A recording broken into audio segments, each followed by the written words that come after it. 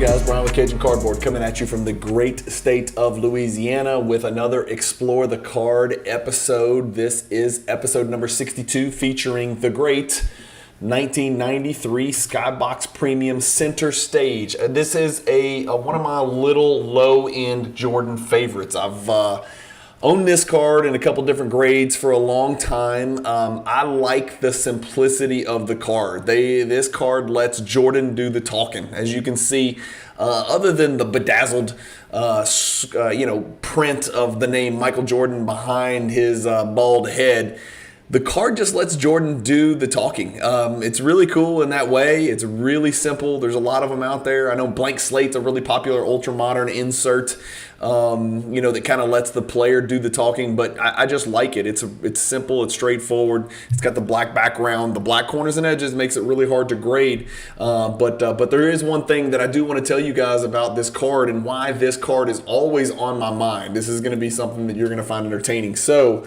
rarely, and let me see if I get this on the screen. So I've got a raw one in my hand, and look, I'm bending it around. It is not that I'm going to damage the card. It is absolutely worthless, and let me show you why. Do you see all the white paper loss on the front of that card? Yes, I know you do. So this is a super glossy card. You can kind of feel it and tell it's super glossy, which was kind of a feature that, Upper Deck kind of brought along in '89, with, of course, the baseball Upper Deck, Griffey Jr. and whatnot. And so these super glossy cards tend to stick together when they're held in a box for over 30 years. And 1993 was, believe it or not, 30 years ago. I, early on in my content creating days, ripped a box of 1993 Skybox Premium, just like the ones we're about to talk about today, searching for this particular center stage card. One box, and wouldn't you know it, I pulled the center stage. I pulled the card I was looking for.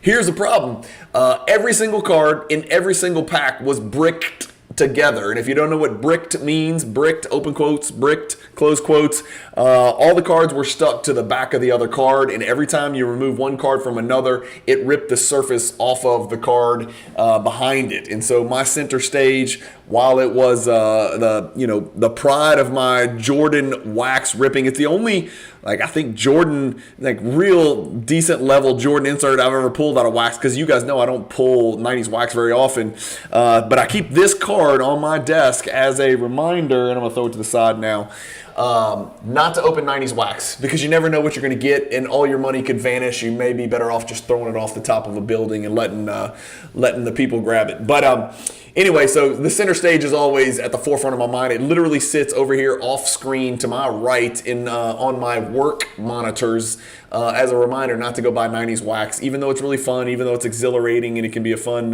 wild goose chase. Sometimes the pot of gold at the end of the rainbow is really not gold at all. It's like copper. So I've got a surface loss center stage that holds no value whatsoever, reminding me of that. Anyway, let's get cranking. Okay, let me get you over to picture-in-picture. No, you're good. You're on picture-in-picture. Let me switch over to my notes. Okay, the 1993 Skybox Premium set is a 341 card set in alphabetical order. Series 1 is cards 1 through 191, and Series 2 is cards 192 through 341. The cards appear in alphabetical order, as you can see on Trading Card Database, which is where I always go to find the background information on these sets that I feature on these Friday episodes called Explore the Cards. The rookie cards you're looking for are Kukoc, Weber, and Penny.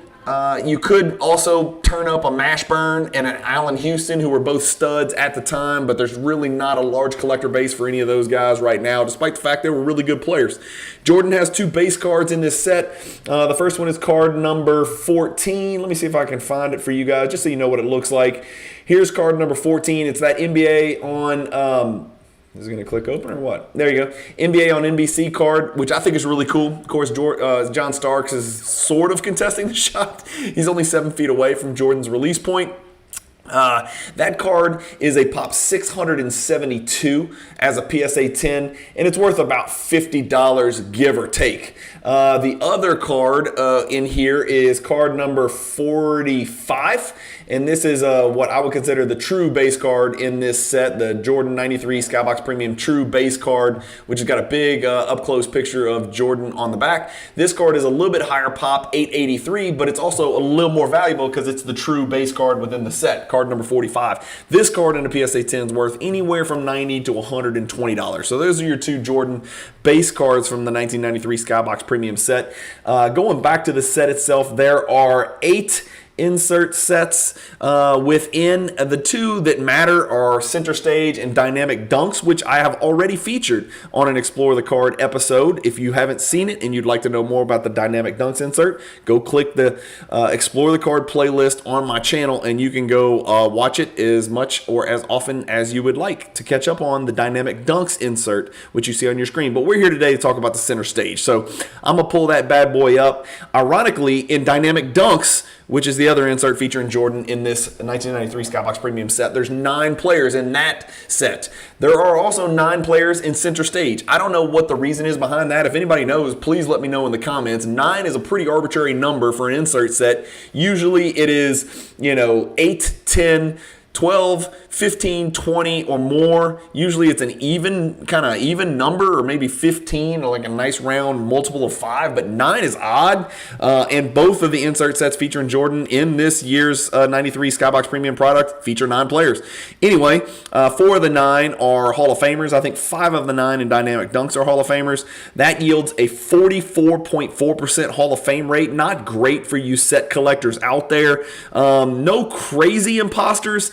Mahmoud Abdul-Rauf, formerly known as Chris Jackson, LSU legend, would probably have John Starks would have the weakest NBA career of anybody in here, but he's probably better known than Mahmoud Abdul-Rauf was, just because he was sort of the villain to Jordan for so many years in the early 90s. And then Kenny Anderson, of course, great New York City point guard, Georgia Tech legend, came out of there with Lethal Weapon 3, which was Kenny Anderson, Dennis Scott, and Brian Oliver from the great, those Georgia Tech Yellow Jacket teams from the, I guess, late 80s, early 90s, maybe just early 90s. I don't know. I get my years confused. It was 35 years ago.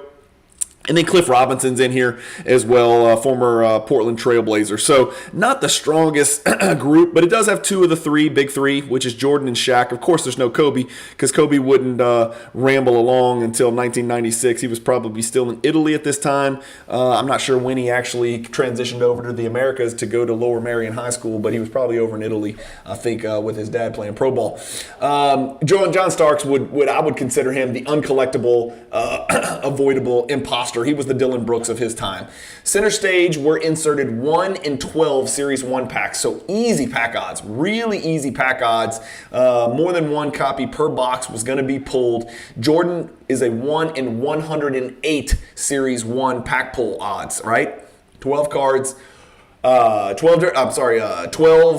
in 12 packs, 9 players, 9 times 12, 108. So Jordan's 1 in 108. Let's talk about the card itself. Well, first I should always disclose I own a PSA 10 copy, and then I own 2 little baby PSA 8 copies, which anybody watching this video can afford on their own. As you can see, there's the 10, there's the 8s, and the culprit on these is probably almost always going to be white tipped corners, because it's just so hard to keep those clean. The back is all white, so not too bad, but it's the front that's the issue, really. You can hide some white corners on the back, but not so much on the front. Even the edges could potentially become a problem, and even this foil down here, and of course the paper loss now, if you're opening them, as the aforementioned paper loss was the culprit on the one that I pulled. Talking about the card, like I said, it's clean on the front. It's bedazzled Michael Jordan at the top. It's got the Center Stage little logo down here and Skybox underneath. All cool, real simple. On the back, Jordan throwing a no-look pass. It says, when the Chicago Bulls posted their 3rd consecutive NBA championship, Michael occupied Center Stage, with Jordan averaging an astounding, yes, that is right, 41.0 points per game versus Phoenix in the 1993 NBA Finals. The Bulls won the series in 6 games as Michael captured his 3rd consecutive NBA Finals MVP award. If you recall, at the time, Charles Barkley went absolutely apeshit in that series. He was an animal. He was the best. It was peak powers Charles Barkley, the absolute best Charles Barkley had. And I've seen interviews with Charles after the fact, and he said he just was too good. At my best, it was the first time I felt my best was not good as another player's best. And Barkley even admitted that Jordan just went to a place where Barkley could not go to. As far as the aesthetics of the card, I'm going to read straight from Beckett, which I should do probably more often. And Beckett states, the card front features a borderless front with color action player cutouts placed against black border backgrounds, black borderless backgrounds. The player's name is centered at the top in prismatic silver foil. That's what they're calling my bedazzled stuff. Prismatic silver foil. The white back features a color action player cutout and player biography. And so there you go. That's what we know about the card. Now, look, let's not screw around. Let's give the people what they want. And I know what you guys want. You guys want to see this. That's the pops and the prices. We're talking about the 93 center stage. As you can see, I've got the PSA 10, the BGS 9.5, the PSA 9, the BGS 9, right? The 4 best grades, at least for these 2 grading companies. We throw out BGS 10s and black labels. I will say this, there are 3 BGS 10s out there. So those are probably the 3 best center stages in existence, because even after BGS's recent controversy, BGS 10s still outsell PSA 10s, despite the fact that there are so few of them. They do. There are 3 BGS 10s. There are no BGS 10 black labels, but could you imagine a black label on a black background center stage? How nasty that would be. That's a dream. Anyway, what stands out to me on this chart? The first thing that stands out is how many have been graded by PSA in contrast with how many have been graded by Beckett. Almost 3-to-1 PSA is getting these cards submitted. The gem rate is the other way around, almost 3-to-1. Beckett with a much higher gem rate, about 1 in 8 grades of gem 9.5 and about 1 in 20 grades of PSA 10. So it's funny how the amount submitted is 3-to-1 and then the amount of the gem percentage is 1-to-3 or reverse, this, that, quid pro quo, whatever you want to call it. The next thing that stands out to me is that only 1 PSA 10 has sold in the last 6 months and only 2 BGS 9.5s. The combined gem pop rate is 118. With 118 in existence, you'd think you'd see more than 3 sell in the last 6 months. Usually when we do these tables, when the pop is that high of the combined gems, and again, not that 118 is high, but if there's 118 out there lingering in the wild, you'd think you'd see probably maybe 6 or 7, maybe at least 5, but only 3 have sold in the last 6 months. The PSA 10 sold for $735. The BGS 9.5 sold for $491 on average, and the last one sold for $432. Usually the disparity between PSA 10s and BGS 9.5 is much greater than this. This disparity is not even a 2-to-1 ratio. That change over the last 6 months is another thing that kind of jumps out. The BGS 9.5 is actually down 21%. The PSA 9 is actually up 47%. Let's take a look at that. There's the PSA 10. Let's look at the PSA 9 over the last 6 months. Here we go. As you can see, well, now it's changed since the time that I put this chart together. Another one must have sold. Yeah, another one sold yesterday for $92, so it jumped up another $5. So the card's up 55%, albeit a circuitous route taken from beginning data point to ending data point, but it is up 55.25% actually, not 47%. Sorry, I put this table together yesterday and I'm filming the very next day on April 5th, and it changed by another 5% because one sold overnight. The next thing that's interesting is the pop report. Look over here on the far right column. This is measuring how many have been added to the population report for each corresponding grade since April of 2021. So almost exactly 24 months, almost exactly 2 full years ago. 7 PSA 10s have been graded, but look how many have tried to be added, right? So at least 165 failed. We're not including the PSA 8. That might be another 100. Who knows? But only 7 have slipped through the cracks and received PSA 10 grades, jumping the pop from 54 to 61 over the last 2 years.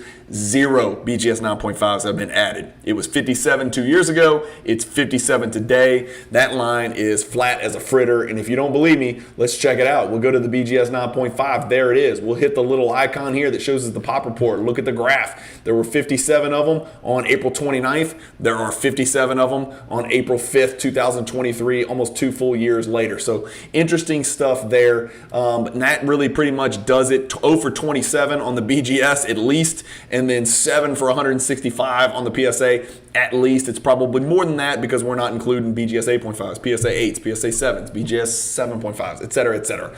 As I mentioned, there's 3 BGS 10s, 0 black labels, and as I mentioned, there's 118 combined gems between the two. And as I also mentioned early on in that this table that we're looking at, only 3 of them have sold in the last 6 months. So these are not that easy to come across, despite the fact the pack odds really are pretty generous. 1 in 108 Series 1 packs. Remember, not Series 2, Series 1. What's on eBay? We always like to look and see. I want to find the card. I want to find the box. If you're a gambler and you want to just rip Series 1, 1993 Skybox Premium Basketball, go for it. When I search it, they're not expensive. 109 here. It might be because all the cards are stuck together. I know there's a trick out there. Some people say you can throw them in the freezer for a certain amount of time. Just do your research. Somebody the other day told me to use a hot blow dryer to blow them. So one person's told me heat. One person has told me cold. I don't know. I'm just not going to buy the damn stuff because I'm not really a gambler. I'm not really a wax ripper. Every once in a while, I feel sorry for you guys that watch my channel. I know y'all love to see breaking and ripping and pack pulled stuff. And so every once in a while, I'll open a box just to wet my whistle and to entertain you all, guys and gals. But really, that's not my thing. But we're looking. We got boxes 109, 165 here, 105. David Adams is 115. This is a Series 2. We're not messing with that. Series 1, again, 109.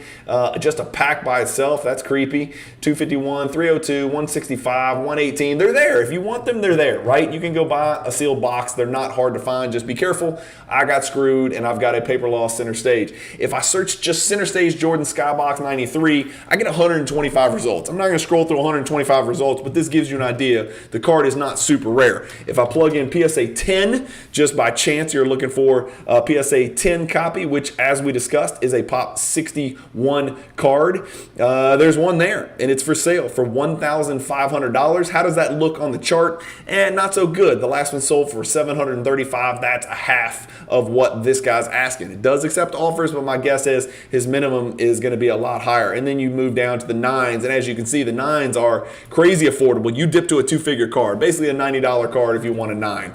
What about BGS 9.5s? My guess is, I haven't looked, but there might not be one because they're even lower pop than the PSA. No, there is. I was wrong. There is one, but it's asking even more. It's from Indonesia, and it's from a seller sponsored by the great motorcycle company Yamaha. Here's another one in Australia. I guess there's just none in USA. So another one in Australia here for $843.69. Still pretty far off the mark considering the last one sold for half of that. So it looks like both of the gems that are available are at least double the value of the card. What do I own and in what grades? I already showed you. I own the PSA 10 and then I own 2 PSA 8s. That's what I have. I'm not looking to buy, sell, or hold. I'm only going to hold, right? I've got my 8 for my low-end collection. As you know, I collect Jordans and PSA 8 for a budget PC that's sort of a parallel PC to my major Jordan collection, which is high-end. So I have my PSA 10 for the high-end. So I've got one of the 61 that's out there. I'm happy to have it. And then I've got my little baby PSA 8, which is really easy to track down because that's like pop a gazillion, okay? So that's where I'm at. Are these low, mid, high, or grail value inserts? The center stage is quite clearly and will for a very long time period, the foreseeable future, always be a low-end card. And I consider low-end anything that's $5,000 or below. So if the PSA 10's low, then you know the BGS 9.5 on down are all also low-end inserts.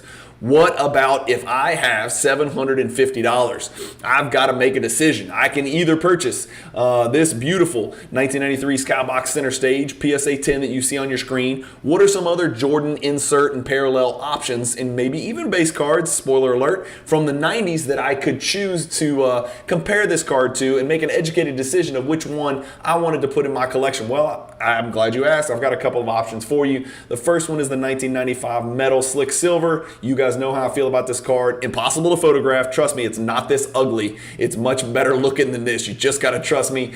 Here, I always do this. Let me just go find it. It's somewhere in here. It's the PSA 9. It's the BGS 9. No, where's the damn card? One of these cards is a good picture, I think. I lied to you. It's not in here. Wait, maybe it is. Maybe it's the PSA 8. Nope, maybe it's the BGS 8.5. One of these cards is a good picture. There it is, the BGS 8.5. So that's what the card's supposed to look like. Slick silver down here in silver foil. Silver, like it's a translucent clear background. If it's yellowed, that means it's turned and you don't want it. And then it's got the 1, 2, 3, 4 Ghost Jordans behind the major Jordan picture as well. So that's what the card's supposed to look like. But anyway, the slick silver is a little bit tougher pack odds, but it's a pop 246. So more than double the combined gems for the center stage that we're looking at. But this card's about the same value, and the last one jumped over $100 to $720. So that card's up over the last 6 months. Another card that's about $750, give or take, is I did something wrong. Oh, did I do something wrong? Yep, I did something wrong. We're gonna ignore this one. This is definitely not a $750 card. I don't know what I did, but I did something extremely wrong. Maybe I don't know what I was doing there. Maybe I looked at the BGS 9.5. What did I do? Oh, that must have been what it was. There's your BGS 9.5. So that's your choice. If you want to spend $750 to $800, you could get a BGS 9.5, quite likely a min gem for your $750. And then lastly, you're talking about the 97 Skybox Z4 Slam Cam. There's another Slam Cam that's significantly more valuable, but we're talking about this horizontal 1997 Slam Cam, which is relatively affordable. Even in a PSA 10, pops a little bit higher than the center stage is. This one last sold for $850, a little bit less than a month ago. So those are sort of your options. If you're asking me what order I would want, I'm going Slick Silver 1. I'm going center stage. So I'm going here, Slick Silver number 1. I'm going center stage right here, number 2, even though that's just a tough one right there. I am going with the Slam Cam number 3, and then I would go with my base 97 Metal Universe BGS 9.5 as a clear cut number 4, a distant number 4 there, since it is Metal Universe, which is my favorite set, but it is still a base card, and it's a 9.5 in comparison to a PSA 10. Where do I rank this card on the Cajun cardboard scale of Jordan card relevance? I give the card a 4 out of 10. Again, good looking card. Aesthetics kind of save the day and give it a little bit of a point bump, but it's just super easy to pull. 1 in 12 pack odds for the insert. 1 in 108 for the Jordan is about as easy as it gets for Jordan cards from the 90s. As you guys saw on eBay, the boxes are really easy to get. They're really affordable. Again, worry about the bricking, but affordable, easy to find. The card can be bought in lower grades anywhere and everywhere, so the cards abound. Finding it in the PSA 10 is kind of the tricky part, but I give the card a 4 out of 10 on my Jordan Cajun cardboard Jordan card scale relevance of scale. So anyway, let me know what cards. What do you guys think about this card? Do you own one? Do you want one? Do you need one? Again, I got an extra PSA 8, but I'll probably hang on to it. It's not even worth me entertaining a negotiation to sell it. It's just not worth enough money, and I like having two, just in case it does run up, and double, and then I'll just flip it at the time. But I'm going to keep both of those in my little low-budget Jordan collection, which I'm having so much fun putting together. Anyway, as always, if you guys have never seen one of these, I've got, what did we say this was? Episode number 62. I've got 61 others in a playlist on my YouTube channel that you guys can go back and check out. I'm also going to start releasing these on Spotify. In case you haven't heard, I have been exclusively YouTube to this point pretty much. Now I'm starting to release a lot of my stuff on Spotify, which I had no idea, but you can watch Spotify video. I thought it was just audio, but you can watch video as long as I upload it as a video, which I will. And so you can catch these episodes on Spotify or on YouTube. I prefer YouTube because it's just easier to screen share and everything else. And I just don't understand Spotify, Google, and Apple Play. But those are the three platforms that my stuff's coming out on. But